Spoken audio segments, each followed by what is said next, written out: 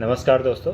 आज हम income tax के ऑफिस में बैठे हुए हैं नई दिल्ली।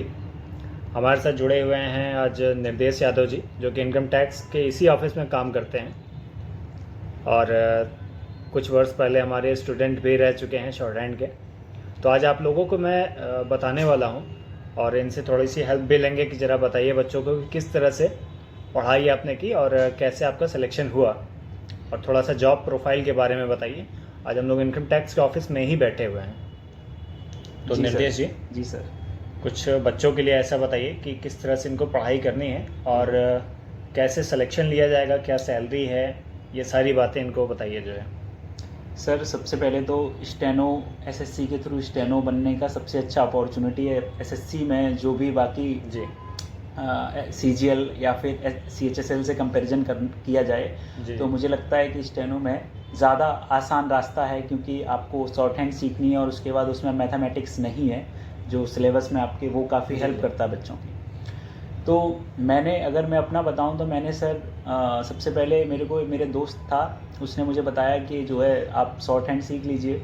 तो मैंने शॉर्ट हैंड स्टार्ट किया और साथ में उसके इंग्लिश रिटन की मतलब मैंने तैयारी भी प्रिपरेशन शुरू कर दी। जी। तो जब फर्स्ट अटैम्प्ट में मेरा रिटन क्वालिफाई हुआ सर, तो शॉर्ट हैंड का मुझे बहुत आइडिया नहीं था और मैं कर रहा था शॉर्ट हैंड, लेकिन मुझे बहुत अच्छा आइडिया नहीं था। तो मैं अपना रिटन के बाद जब शॉर्ट हैंड दिया मैंने, तो वो मेरा क्लियर नहीं हुआ फर्स्ट अटैम्प्ट में। तो जब वो क्लियर नहीं हुआ तो फिर मुझे अपनी कमियां जो थी वो मैंने फाइंड आउट की कि कहाँ पे कौन सा चीज़ें लैक कर रहा हूँ मैं। और फिर मुझे एक दिन मतलब आपसे मेरी मतलब बातचीत हुई और मुझे पता चला कि मतलब आप पढ़ा रहे हैं शॉर्ट हैंड की कोचिंग, आप ऑनलाइन करा रहे हैं बच्चों को। तो मैंने फिर जो है आपसे बातचीत करके ज्वाइन करने का कहा, तो आपने कहा ठीक है बिल्कुल। और मेरे आप पहले मित्र रहे हैं और शर्मा सर इलाहाबाद कोचिंग से, तो वहाँ की वजह से हम लोगों की जो मित्रता थी वो एक स्टूडेंट और टीचर की काफ़ी अच्छी गहरी बन गई। जी जी। तो सर आपने जो शॉर्ट हैंड का मतलब प्रैक्टिस कराई अपने एक मतलब मित्रवत तरीके से, और वो पूरा एक जो होता है वो सारी चीज़ें जो मुझे प्रोवाइड कराई, इतना मैं लापरवाह और आलसी स्टूडेंट था उसके बावजूद भी। तो अगर मैं क्वालिफाई कर सकता हूँ शॉर्ट हैंड को, मैं क्वालिफाई कर सकता हूँ, तो सर कोई भी कर सकता है। और आपके मार्गदर्शन का तो क्या ही कहना। तो मैंने वो सारी चीज़ें जो आपने बोली मैंने कोशिश की उनको करने का।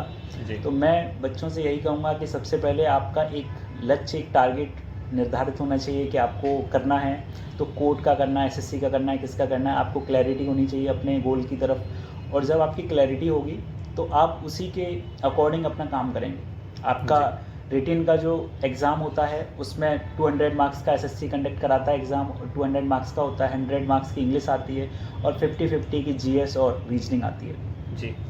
तो आपको ये ज़रूर ध्यान रखना होता है कि मतलब आपके जो टाइम टेबल है, जो रूटीन है एग्ज़ाम का, उस पैटर्न में आप अपने आप को सूटेबल फील कर रहे हैं कि नहीं। आपकी जो तैयारी है उसमें इंग्लिश को आप उतना टाइम दे रहे हैं, आप रीजनिंग को वो सारी चीज़ों को टाइम दे रहे हैं कि नहीं दे रहे हैं। और उसके बाद में मतलब जो है आपको शॉर्ट हैंड पे भी विशेष ध्यान देना है, तो वो आपके मार्गदर्शन में सर। अच्छा, बच्चों से मैं एक चीज़ बताना चाहूँगा कि बहुत सारे लड़के जो कि 12th पास आउट होते हैं और उनके पास ढेर सारी अपॉर्चुनिटीज़ होती हैं हर जगह जाने की।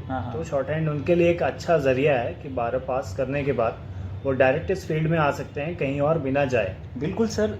एक्चुअली होता ही क्या है कि बच्चे सालों साल तैयारी करते रहते हैं और उनको यही नहीं समझ में आता है कि हमारी तैयारी किस दिशा में जा रही है, क्योंकि उन्हें यही नहीं पता होता है कि किस एग्ज़ाम को हमें क्वालिफाई करना है। जी। जब तक आप ये डिसाइड नहीं करेंगे कि हमको करना क्या है, तब तक आप कैसे मतलब आगे जा पाएंगे। आपको ये ज़रूर पता होना चाहिए कि आपको लाइफ में जो करना है वो मतलब जितनी जल्दी आपको समझ में आ जाए उतनी जल्दी आप अपने गोल को बच्चों को पता भी तो नहीं होता है ना कि उनको करना क्या है। बिल्कुल सर। शॉर्ट हैंड के बारे में क्लास 12 तक पढ़ाया नहीं जाता। जी जी सर। 12th के बाद ये अचानक से ऐसा सब्जेक्ट आ जाता है जब लोग एसएससी, सीजीएल और सीएचएसएल में जाते हैं। जी सर। और वहाँ जब फेल हो जाते हैं तब ज़्यादातर लड़के देखते हैं हाँ ये शॉर्ट हैंड भी कुछ एक ऑप्शन मेरे पास है। बिल्कुल सर। तो यहाँ मैं आपको बताना चाहूँगा कि ये जो जॉब है शॉर्ट हैंड की, ये ख़राब जॉब नहीं है। बड़ी अच्छी सर जॉब है। आप कहीं पे भी रहेंगे, बहुत अच्छे शहर में रहेंगे, मेट्रो सिटी में रहेंगे, या फिर अगर नॉन मेट्रो सिटी में भी रहेंगे तब भी बहुत अच्छे शहर में रहेंगे। और एसएससी के थ्रू आप जहाँ भी जाएंगे बहुत अच्छी जगह। अच्छा, इसमें सैलरी कितनी मिलती है? सैलरी के बारे में कुछ बताइए। ये 2 तरीके इसमें वो रहता है। एक तो ग्रेड डी होता है और एक ग्रेड सी होता है। ग्रेड डी में आपका 2400 ग्रेड पे रहता है और ग्रेड सी में आपका 4200 और 4600 ग्रेड पे रहता है। तो मैं एसएससी के ग्रेड डी के थ्रू में मेरा सिलेक्शन हुआ था 2020 में एसएससी स्टेनोग्राफर में, और मैं इनकम टैक्स डिपार्टमेंट में दिल्ली में पोस्टेड हूँ यहाँ पे। तो मैंने सी का भी प्रयास किया, लेकिन वो मेरी स्टेनो की प्रॉब्लम की वजह से मैंने मतलब लैग कर जा रहा हूँ मैं। लेकिन मैं ज़रूर सर के मार्गदर्शन में कोशिश करूँगा कि ग्रेड सी भी मेरा क्वालिफाई हो। और मैं आप लोगों से यही कहूँगा कि देखिए सैलरी इतनी मतलब सूटेबल और अच्छी है कि आप कहीं पे भी मतलब आपको रात में ऐसा टाइम टेबल नहीं है इसका कि आपको ज़बरदस्ती कोई फोर्सफुल काम कराया जाए। आपकी एक ऑफिस टाइमिंग रहती है 10:30 से लेके मतलब 10 से लेके शाम को इवनिंग में 5:30 तक की टाइमिंग रहती है, और बड़े अच्छे ढंग से आप ऑफिस में आ जा सकते हैं। कोई आपको रिस्ट्रिक्शन ये नहीं रहता है कि आपको ऑफिस में देर तक काम करना है। बहुत ज़्यादा प्रेशराइज जॉब नहीं है, बहुत ही मतलब अच्छे अधिकारियों के साथ आपको रहने का मौका मिलेगा। तो और सैलरी इसमें आप 2400 ग्रेड पे आते हैं अगर तो आपको जो है 47,000 के अराउंड आपकी सैलरी लगेगी पहले। और अगर 4200 या 4600 में आते हैं तब तो फिर कहने ही क्या 70,000 के अराउंड आपकी सैलरी बैठती है। तो आपको सैलरी से ज़्यादा ये ध्यान रखना है कि आपका फोकस जो करने का है वो आप कितने अच्छे ढंग से कर रहे हैं। सैलरी एक मोटिवेशन ज़रूर होता है, क्योंकि सैलरी की स्लिप देख के बच्चों को बहुत अच्छा लगता है जी।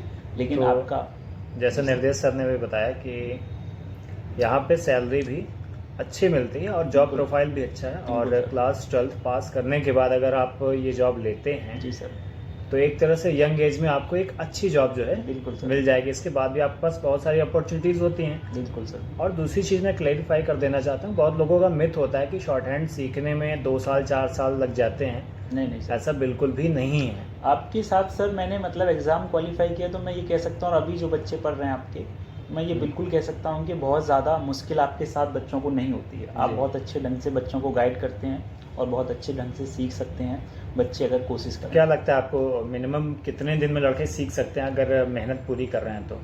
सर मुझे लगता है कि बहुत जल्दबाजी इसमें नहीं करनी चाहिए, फिर भी 6 मंथ के अराउंड रखना चाहिए उनको कि आपका मतलब, क्योंकि आपको रिटन भी तैयारी करनी है तो बहुत जल्दबाजी बिल्कुल भी नहीं करनी चाहिए। आप स्लोली प्रोसेस से जाके 6 मंथ के अराउंड और 6 मंथ कोई बहुत लंबा टाइम पीरियड नहीं है, आप आराम से 6 मंथ देखिए बच्चों को। मेरा अगर देखिए गाइडेंस अगर आप लोग लेना चाहते हैं जी सर, तो मैं एक चीज़ बताता हूँ कि ये शॉर्ट हैंड सीखने का जो टाइम पीरियड होता है ये आपके एज के ऊपर डिपेंड करता है कि आप कितने ईयर्स के हैं अभी। बिल्कुल सर, ठीक है।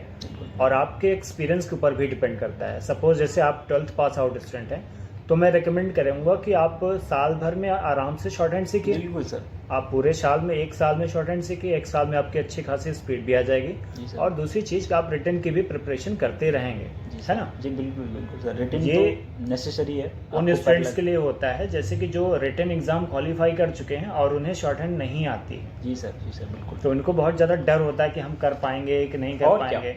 2-4 महीने एसएससी कभी कभी टाइम दे देती है, अभी तो खैर बहुत कम टाइम दे रही है। जी सर। बट इसी बीच में कई सारे लड़के हमारे सेलेक्ट भी हुए हैं। जी सर, जो कि 4 महीने के अंतराल में हो गए हैं। जी सर, 4 महीने में बहुत ज़्यादा मेहनत करा के उनको जो है 4 महीने में शॉर्ट हैंड सीख के ग्रेड सी और डी की जॉब लिए हैं। तो ये इम्पॉसिबल नहीं है, बट अगर आप 12th पास आउट आपकी मेहनत पे डिपेंड करता है कि आप कितनी मेहनत करते हैं, और आपकी मेहनत पे सारा कुछ डिपेंड करता है कि आप कितना ज़्यादा टाइम इसको देते हैं, कितना ज़्यादा आपका फोकस्ड है अपने गोल के लिए। तो वो सब कुछ डिपेंड करता है। तो ज़्यादा बातें ना करते हुए मैं यहीं सर को कहूँगा कि आप लोग सब लोग जुट जाइए, मेहनत कीजिए। इस बार नवंबर में आप लोगों का एग्ज़ाम है एसएससी स्टेनोग्राफर का, पूरे जोर शोर से तैयारी कीजिए और पूरा एफर्ट लगाइए।